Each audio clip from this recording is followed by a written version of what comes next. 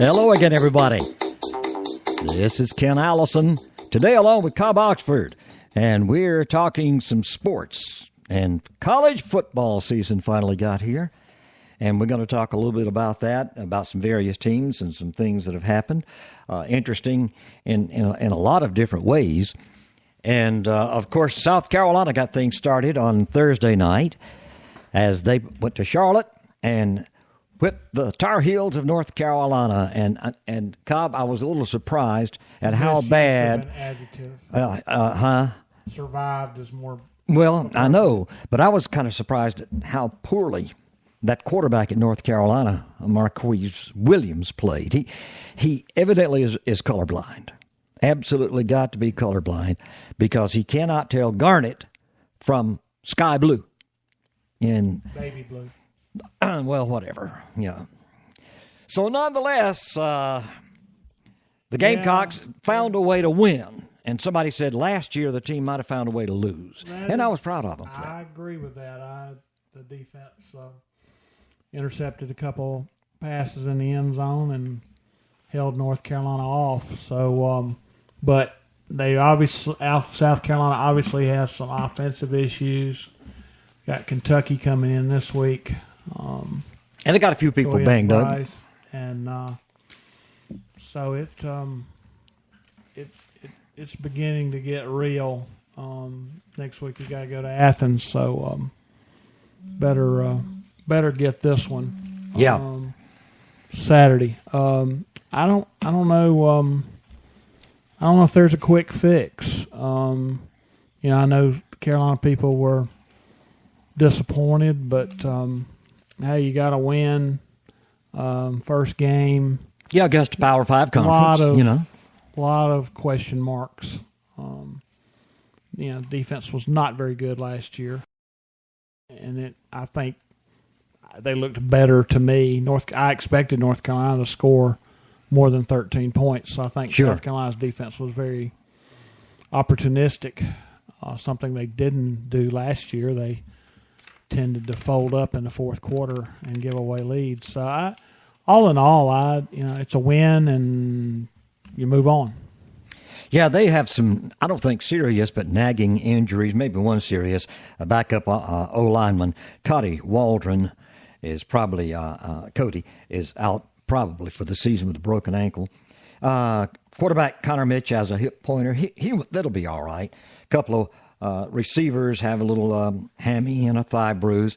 Brandon Miles has a bruised shoulder. That can be aggravating or not. Well, they've got issues at wide receiver now. They're very, very thin there. So that could hurt them if they continue to lose guys at the receiver position. Going to be an interesting Saturday, and then, of course, the game in Athens usually determines a lot on which way those two teams go, depending on how that game turns out. Has a lot to do with the eastern side of that conference, too. So, yeah, they do have some work to do, and like all of them do. Most coaches will tell you the biggest improvement in any team is between game 1 and 2. So, but your opponent's the same way. But it's just coach speak. They got to have something to say at the press conference. Coaches always say that, though. Yeah, they do, but I don't believe it. Our friend Jim Frazier used to say that all the time. I don't believe it. I think that's just coaching mumbo jumbo. 2 or 3 odd things happened over the weekend that I thought were kind of a little bit on the surprising side. Portland State. Yeah. 31-point underdog. They started the stake into Mike Leach's heart, I'm afraid. They beat them, came back and beat them 24-17, scoring in the last couple of minutes of the ball game with a first-year head coach too. First time in that kind of league. That was they're out of the Big Sky Conference. Craig James started his downfall at Texas Tech when he whined about his little baby boy, his son. Yeah, and Leach had it going pretty good there at Texas Tech, and then he just hasn't been able to duplicate it at Washington State. It's just you can't recruit there. can't recruit there, and plus you're in the division with Oregon and Stanford. And that's another surprise this weekend. Northwestern beating Stanford at Northwestern. Very much so. I would say something happened in College Station too.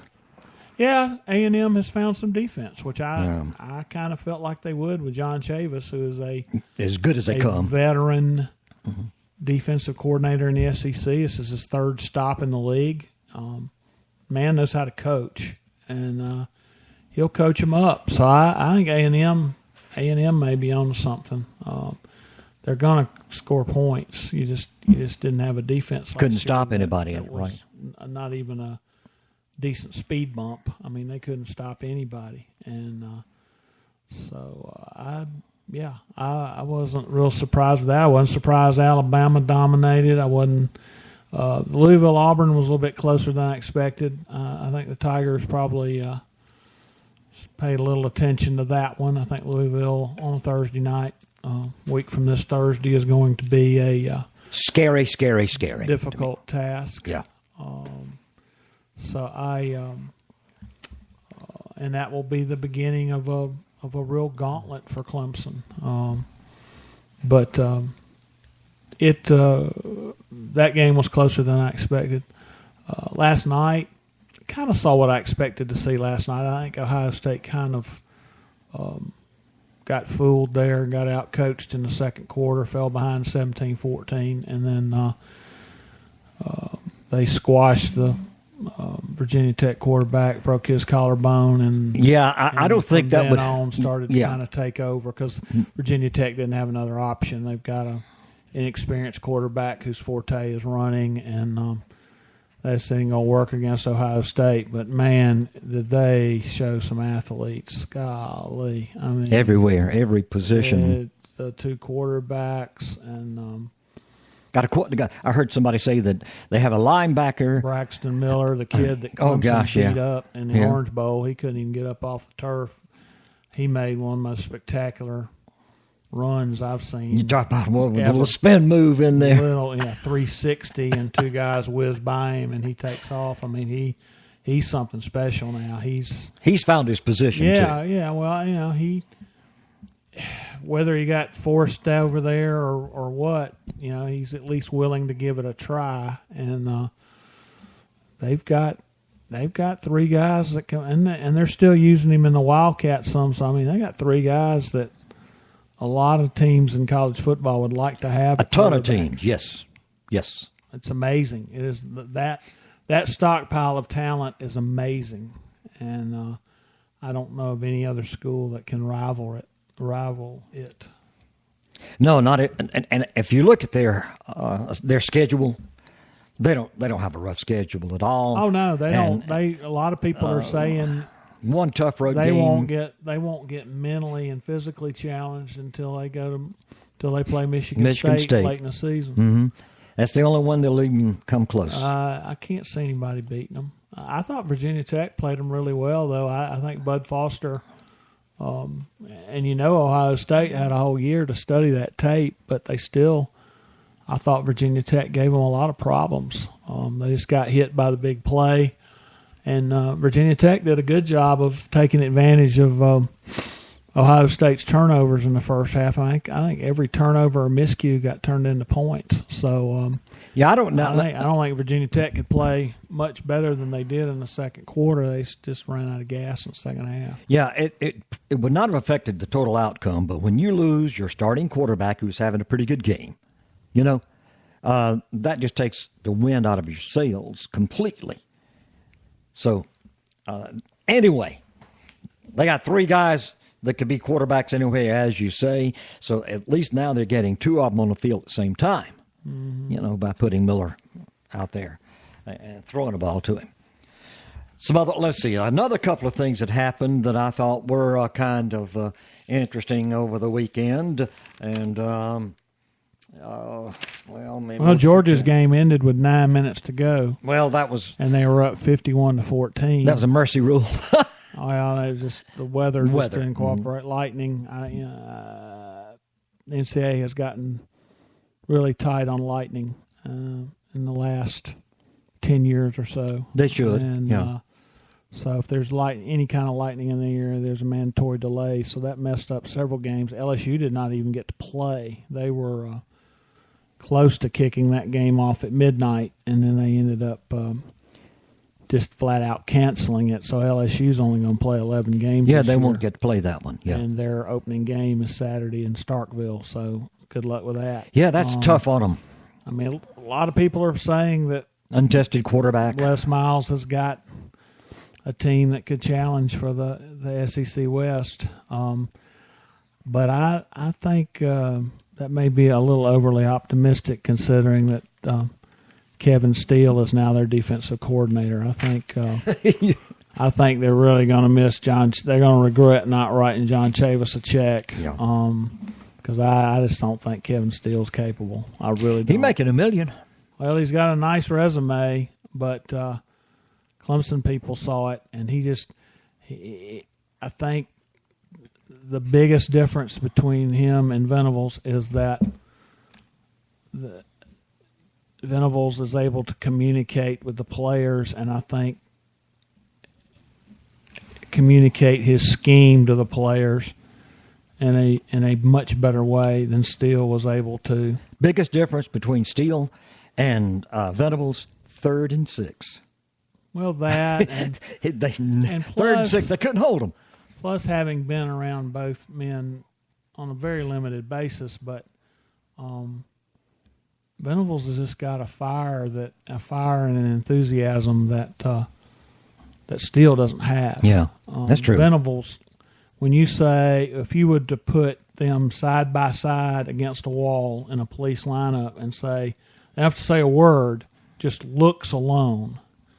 Which one of these guys is a defensive coordinator for a major college football team? I think 99 out of 100 would pick Venables.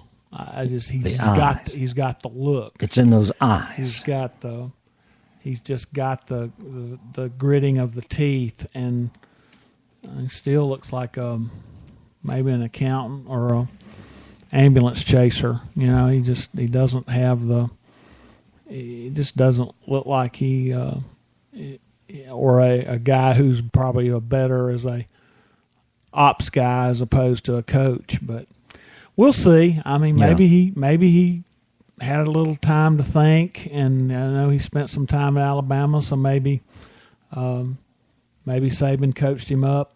Who knows? But anybody who's followed Clemson will never forget that night in Miami, and it was just an absolute total embarrassment and it's still referred to by ESPN occasionally. An absolute total meltdown, and really, that is, if you look at what's gone on since, that was the beginning of a new run of success because, as we all know, Dabo is not afraid to make decisions. And whereas he was named interim head coach, and 5 minutes later he walked down the hall and fired Spence, which was brilliant. I knew then I was going to like the guy. Yeah. And then he wasn't going to get embarrassed like that. And Steele had just lost control. And so he went out and found somebody who, and a lot of people said, Oklahoma discarded this guy. And why would he leave Oklahoma to come to Clemson? But he's turned out to be the absolute real deal. And has as much to do with the success as anybody. Sure. Saturday, number one, the traffic was awful, and it's only going to get worse. I'm just telling you, I have inside information. It's only going to get worse. I can't share it, but it's going to get worse next year. I promise, on my honor. You're talking about the routings, I guess. The traffic, just getting to the game was just. I'm on a committee at Clemson called the SOFA Committee, Solid Orange Fans Advisory Committee. There's about 45 people, a cross section of the fan base, and we meet 3 or 4 times a